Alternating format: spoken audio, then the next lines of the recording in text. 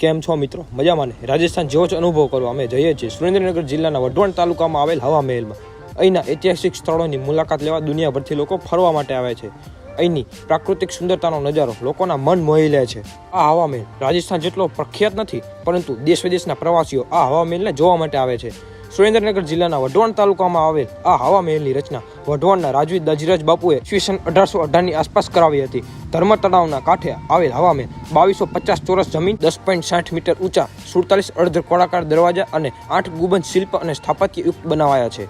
કહેવાય છે કે નયન રૂપે નક્ષીતાળા ખડખડ હશે, દેહની કોણ લે સંભાળ, જેનો દેવ થયો દરબાર. આ પંક્તિ વઢવાણના હવા મહેલની સ્થિતિ દર્શાવે છે. હવા મહેલના નિર્માણનું મોટાભાગનું કામ પૂર્ણતાને આરે હતું. જોકે નસીબ જોગે તે પૂર્ણ ન થઈ શક્યું અને રાજવીનું સપનું અધૂરું રહી ગયું. પરંતુ હવા મહેલ નકશીકામ અને તેની કલાત્મકમાં આજે પણ પ્રવાસીનું મન હરી લે છે.